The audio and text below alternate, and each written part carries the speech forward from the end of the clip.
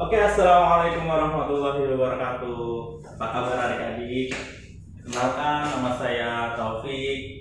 Hari ini saya akan membahas materi pembelajaran bahasa Indonesia untuk persiapan ujian sekolah. Baik, untuk materi atau pelajaran bahasa Indonesia ini identik dengan teks atau bacaan yang sangat panjang. Saya akan kasih tips kepada kalian. Untuk mengerjakan soal bahasa Indonesia, kalian tidak usah langsung jenuh atau sungkan untuk membacanya. Jadi untuk soal bahasa Indonesia ini, kalian fokus ke pertanyaannya dulu, fokus ke perintahnya apa, baru kalian fokus ke teksnya. Baik, untuk bahasa Indonesia ada beberapa materi yang sering muncul di dalam soal-soal latihan atau soal-soal ujian sekolah. Yang pertama, biasanya yang ditanyakan adalah ide pokok.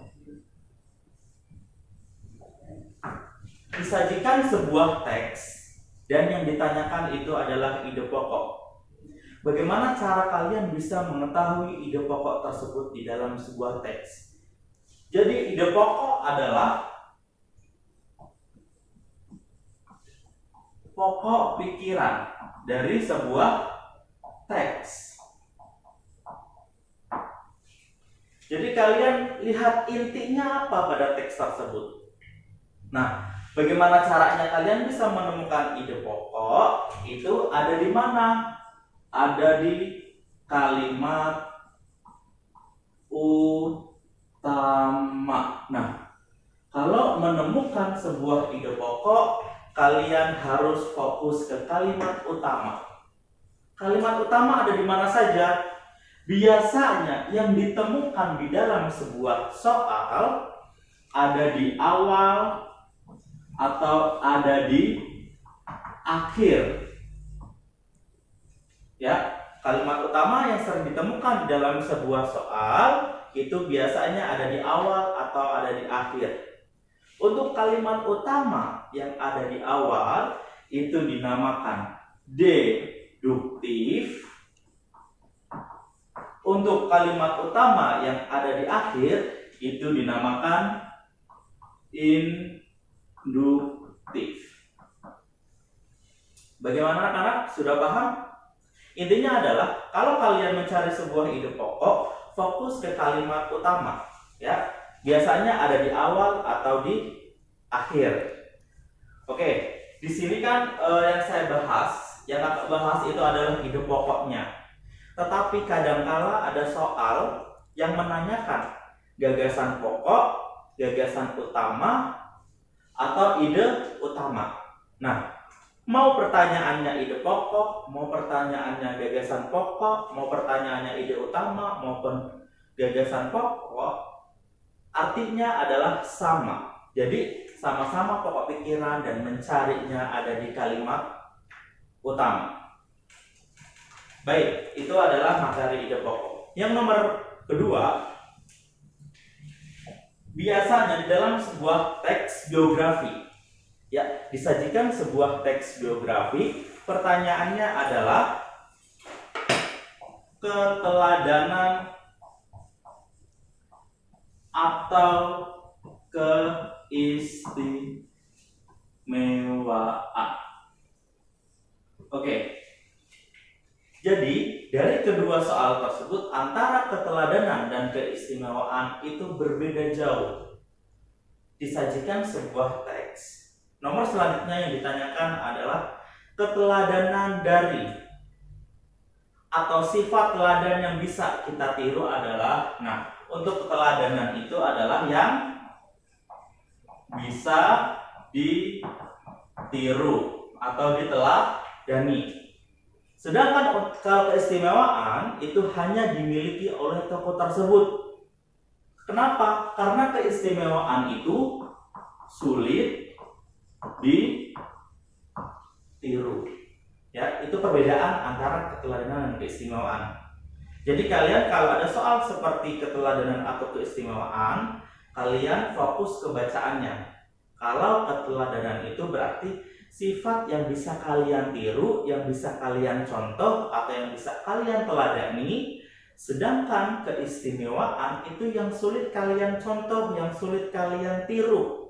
Karena keistimewaan itu hanya dimiliki oleh tokoh di dalam sebuah cerita tersebut. Oke, kita kembali materi yang berikutnya mengenai makna kata. Ya, seperti biasa bahasa Indonesia pasti ada teksnya, ada bacaannya. Nah, bacaan itu harus kalian bisa pahami, fokus ke pertanyaannya. Untuk pertanyaan makna kata,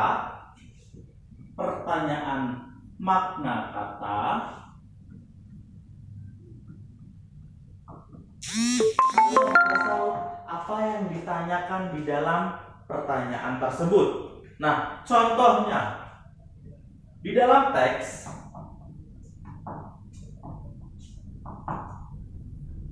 ada yang dicetak miring, yaitu kata epidemi. Makna kata yang dicetak miring pada teks di atas adalah, berarti kalian cari kata atau cari arti yang ditanyakan tersebut. Misal yang ditanyakan adalah epidemi, berarti kalian harus tahu apa arti dari epidemi. Terus misalkan ada contoh lain mengenai makna kata. Contohnya adalah pandemi. Nah, jadi kalian harus tahu arti dari pandemi. Sejatinya kalian juga harus membaca teksnya sehingga kalian bisa menemukan jawabannya atau di dalam sebuah teks tersebut. Nah, itu adalah materi untuk makna kata. Inti dari makna kata ini adalah kalian mencari arti yang ditanyakan dan kalian harus fokus juga ke teksnya. Bagaimana untuk materi makna kata? Jika sudah paham, kita lanjut ke materi selanjutnya.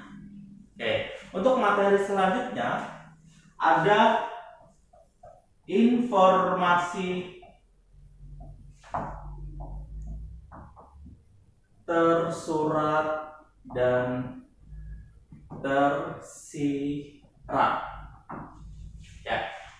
Untuk informasi itu terbagi atas dua. Ada informasi tersirat dan informasi tersurat yang sudah saya tulis.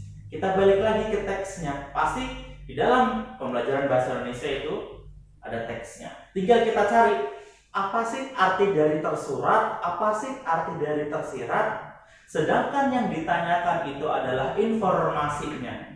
Kalau berbicara mengenai informasi, berarti kalian cari isi di dalam sebuah teks tersebut. Setelah kalian mencari isi di dalam teks tersebut, tergantung pertanyaannya. Jika yang ditanyakan adalah informasi tersurat, berarti isi atau informasi tersebut sudah dijelaskan, sudah gamblang di dalam sebuah teks. Sedangkan jika yang ditanyakan itu adalah informasi tersirat, itu berarti teksnya atau isinya itu tersembunyi. Maksud dari tersembunyi itu adalah kalian harus memahami lebih detail lagi dari sebuah teks tersebut. Untuk materi informasi tersirat dan tersurat, jika sudah paham, kita akan lanjut ke materi berikutnya. Kita lanjut ke materi yang berikutnya. Di sini sudah saya tulis ada beberapa materi. Jadi akan saya bahas intinya saja. Yang pertama adalah mengenai rumpang. Yang kedua ada padu tidak padu, simpulan ringkasan, dan yang terakhir itu ada sebab konflik dan akibat konflik. Baik, kita akan bahas satu persatu. Yang pertama itu adalah rumpang. Untuk soal mengenai rumpang itu biasanya disajikan beberapa kalimat. Di dalam sebuah teks disajikan beberapa kalimat. Nah, di dalam teks tersebut diselipkan tanda titik-titik-titik. Diselipkan dengan adanya tanda titik-titik. Sebelumnya sudah ada kalimat dan setelahnya sudah ada kalimat. Nah, bagian rumpang itu adalah kalian harus melengkapi bagian yang kosong tersebut. Bagaimana caranya kalian bisa menyambungkan di bagian yang kosong tersebut? Kalian harus fokus kalimat sebelum dan kalimat sesudahnya. Jadi intinya, kalau pertanyaan mengenai bagian rumpang, kalian fokus ke kalimat sebelum dan fokus kalimat setelahnya. Barulah kalian cari di optionnya untuk menyambungkan kalimat sebelum dan kalimat sesudahnya. Bagaimana anak untuk materi rumpang? Baik, selanjutnya kita akan ke materi padu dan tidak padu. Untuk materi padu dan tidak padu juga disajikan sebuah teks atau beberapa kalimat. Saya artikan dulu. Untuk padu itu berarti nyambung. Sedangkan tidak padu itu adalah tidak nyambung. Misalkan di dalam sebuah teks itu ada 5 kalimat. Ya, untuk materi padu atau tidak padu ini, contohnya misalkan di dalam sebuah teks ada 5 kalimat. Nah, dari kelima kalimat tersebut cari satu kalimat. Misalkan cari satu kalimat yang tidak padu.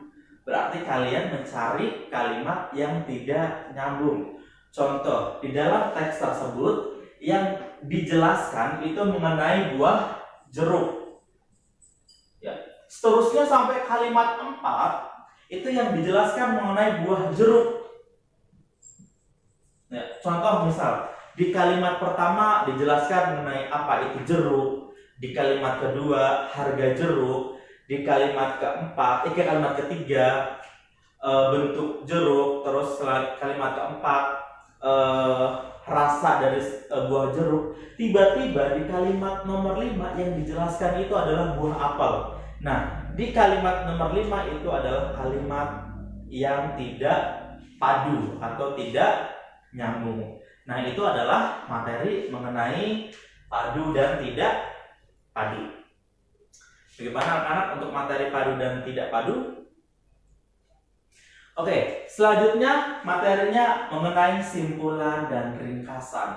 Nah, kenapa saya jadikan satu materi untuk simpulan dan ringkasan? Di sini dua-duanya adalah mencari poin pentingnya di dalam sebuah teks. Yang menjadi perbedaan antara simpulan dan ringkasan, jika simpulan itu bisa kita tambahkan dengan pendapat, sedangkan ringkasan itu tidak bisa kita tambahkan dengan pendapat. Dengan kata lain, simpulan adalah pernyataan akhir berdasarkan uraian-uraian sebelumnya. Ya, sama-sama mencari poin penting di dalam sebuah teks, tetapi di dalam sebuah simpulan bisa kalian tambahkan dengan pendapat kalian. Sedangkan untuk ringkasan itu berbeda dengan simpulan. Ringkasan itu adalah poin penting atau hanya memotong atau memangkas bagian sebuah teks. Walaupun dipangkas atau dipotong itu teks, tidak ditambahkan dengan pendapat kalian. Bagaimana untuk materi simpulan dan ringkasan? Baik, kita selanjutnya ada sebab akibat dari sebuah konflik. Biasanya untuk pertanyaan sebab konflik atau akibat konflik itu hanya ada pada satu teks.